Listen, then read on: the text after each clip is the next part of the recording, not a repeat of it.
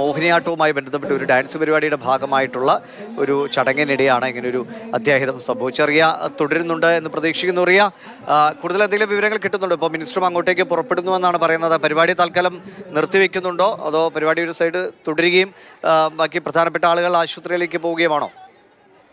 ദിവേഷ്, നമുക്കിപ്പം ലഭ്യമായ വിവരം അനുസരിച്ച് ഗുരുതരമായ പരിക്കുകൾ തന്നെയാണ് ഈ വീഴ്ചയിൽ MLAക്ക് ഉണ്ടായിട്ടുള്ളത്.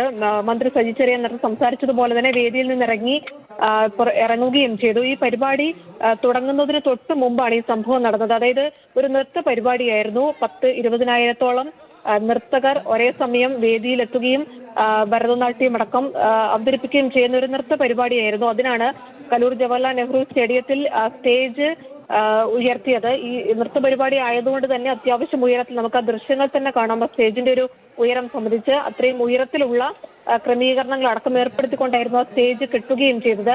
അതിനിടയിലാണ് ഈ ഉദ്ഘാടനം നടക്കുന്നതിന് തൊട്ട് മുമ്പ് ഈ സ്റ്റേജിലേക്ക് കയറിയപ്പോഴാണ് ഉമാ തോമസ് MLA താഴേക്ക് വീണത്. അതിന്റെ ഒരു ഹൈറ്റ്, ഒരു സ്റ്റേജിന്റെ സ്വഭാവം അങ്ങനെയാണ്. ആ മുകളിലായിട്ടാണ് ഈ ഔദ്യോഗിക ഉദ്ഘാടനം നടക്കുന്നതിന് ഉള്ള തരത്തിൽ ക്രമീകരണം ഏർപ്പെടുത്തിയത്.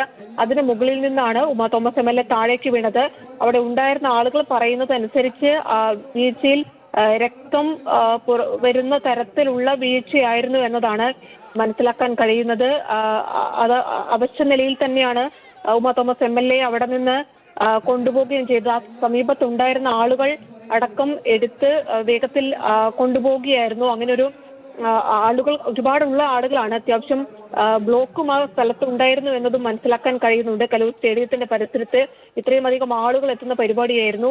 ഈ വീഴ്ചയിൽ അത്യാവശ്യം ഗുരുതരമായ പരിക്കുണ്ട് എന്ന് തന്നെയാണ് നമുക്ക് മനസ്സിലാക്കാൻ കഴിയുന്നത്. അവിടെ നിന്ന് കൊണ്ടുപോകുന്ന സമയത്ത് തന്നെ രക്തം പുറത്തു വരുന്ന തരത്തിലുള്ള പരിക്കുകൾ ഉണ്ടായിരുന്നു എന്ന് തന്നെയാണ് മനസ്സിലാക്കാൻ കഴിയുന്നത്. ആശുപത്രിയിലേക്ക് മാറ്റിയിട്ടുണ്ട്. അത് സംബന്ധിച്ച വിവരങ്ങൾ നമുക്ക് അല്പസമയത്തിനകം ലഭ്യമാകുകയും ചെയ്യും. ഈ സ്റ്റേജിന്റെ ഒരു ക്രമീകരണം എങ്ങനെയുള്ളതായിരുന്നു എന്നത് സംബന്ധിച്ചാണ് ഒരു ആശങ്ക ആ ദൃശ്യങ്ങളിൽ നിന്ന് തന്നെ നമുക്ക് മനസ്സിലാക്കാൻ കഴിയുന്നത്. കാരണം നല്ല ഉയരത്തിലാണ് ഈ സ്റ്റേജ് ഉണ്ടായിരുന്നത്. ആ സ്റ്റേജിന്റെ ഒരു സ്വഭാവം അങ്ങനെയാണ്. അപ്പൊ ആളുകൾക്ക് കാണുന്ന തരത്തിൽ അല്പം ഉയരത്തിൽ തന്നെയാണ് സ്റ്റേജ് ക്രമീകരിച്ചത്. അതിന്റെ കൈവരി സംബന്ധിച്ചാണ് നമുക്കൊരു ആശങ്ക ഈ അപകടം